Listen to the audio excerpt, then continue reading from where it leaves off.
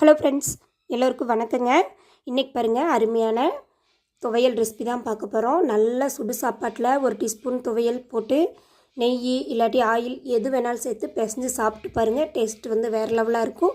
Daily மதியம் என்ன குழம்பு வைக்கிறதுன்னு நீங்கள் யோசிக்கிறதுக்கு ஒரு வேளை இது போல் துவையல் செஞ்சு பாருங்கள். ஒரு தட்டு சோறு கொடுத்தீங்கனாலும் காலியாயிரும். கொஞ்சம் டிஃப்ரெண்ட்டான ரெசிபியாகவும் இருக்கும். வாங்க வீடியோக்குள்ளே போகலாம். நம்ம சேனலுக்கு நீங்கள் புதுசாக இருந்தால் மறக்காமல் சப்ஸ்கிரைப் பண்ணிவிட்டு கூடவே பெல் சிம்லே கிளிக் பண்ணிடுங்க. இப்போ இந்த ரெசிபி செய்யறதுக்கு ஃபஸ்ட்டு கடாயை அடுப்பில் வச்சுக்கலாங்க. இதில் 1 கப் அளவுக்கு துவரம் பருப்பு சுத்தம் செஞ்சுட்டு எடுத்துக்கோங்க. அது கூடயே 1 டீஸ்பூன் ஆயில் சேர்த்துக்கோங்க.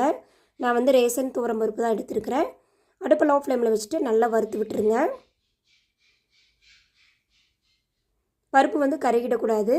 அடுப்பு லோ ஃப்ளேமில் வச்சுட்டு செவக்க வறுத்திங்கன்னா போதும். நீங்கள் ஆயிலுக்கு பொதுவாக நல்லெண்ணெய் அல்லது கடலெண்ணெய் சேர்த்து செய்யுங்க. ரொம்பவே டேஸ்ட் வந்து சூப்பராக இருக்கும். அதுவும் நல்லெண்ணெய் சேர்த்துனிங்கன்னா அல்டிமேட்டாக இருக்கும். பாருங்கள், லைட்டாக வறுவட்டு வந்துருச்சு. செவந்தா போதும், கருகிடக்கூடாது. நல்லா செவந்து வந்துருச்சு. இப்போ ஒரு தட்டுக்கு மாற்றி ஆற விட்டுடலாம். இது அப்படியே ஆறிட்டு இருக்கட்டும். இப்போ அதே கடாயை வச்சுட்டு அதில் 1 டீஸ்பூன் அளவுக்கு ஆயில் சேர்த்துக்கலாம். இப்போ இதில் பாருங்கள், 4 பல் அளவுக்கு பூண்டு, நல்ல பெரிய சைஸாக 4 பல் பூண்டு எடுத்துருக்கிறேன். காரத்துக்கு தேவையான காஞ்ச மிளகா 3 சேர்த்துருக்குறேன். ஒரு கொத்து கருவேப்பிலை, சின்ன பாக்கு சைஸ் அளவுக்கு புளி, அதை வந்து பிச்சுட்டு சேர்த்துருவோம். சேர்த்து இதையும் நல்லா வறுத்து விட்டுறலாம். அடுப்பு லோ ஃப்ளேமில் வச்சுட்டு வருங்க. கூட பாருங்கள், 3 பீஸு சின்ன பீஸாக தேங்காய் எடுத்துருக்குறேன். நீங்கள் தேங்காய் துருவல் சேர்க்குற அப்படின்னா 2 டேபிள் ஸ்பூன் சேர்த்திங்கன்னா போதும். அதையும் நல்லா வறுத்துட்டு இது கூட சேர்த்துருங்க. இது நல்லா ஆறிடுச்சு. இப்போ இதை மிக்ஸி ஜாருக்கு மாற்றிக்கலாம். நல்லா ஆறணும். அப்போ தான் பருப்பு வந்து நம்மளுக்கு நல்லா அரைபட்டு வரும். நம்ம வதக்கிறதுல தான் இதோட பக்குவமே இருக்குது. அப்போ தான் பச்சை வாசனை இல்லாமல் இருக்கும்.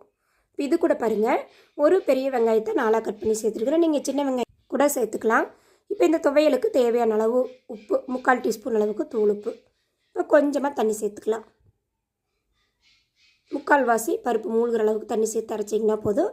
நல்லா இந்த அளவுக்கு அரைச்சி எடுத்து வந்துடுங்க. ரொம்ப நைஸாகவும் வேண்டாம், ரொம்ப குறகுறப்பாக ஒன்றும் பதியமாகவும் வேண்டாம். இந்த பதத்துக்கு, அதாவது நம்ம துவையல் பதத்துக்கு அரைச்சி எடுத்து வந்துடுங்க. இது நம்ம தாளிக்கவெல்லாம் வேண்டாம். உங்களுக்கு விருப்பம் இருந்தால் தாளிச்சுக்கோங்க. 2 நாள் வரைக்குமே இது வந்து நம்ம ஸ்டோர் பண்ணி வச்சுட்டு சாப்பிட்லாம்.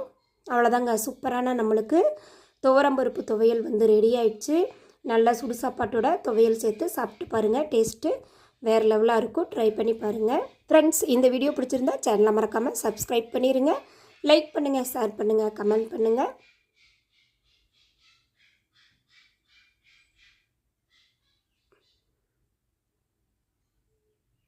மறக்காமல் ரெசிபி ட்ரை பண்ணி பாருங்கள்.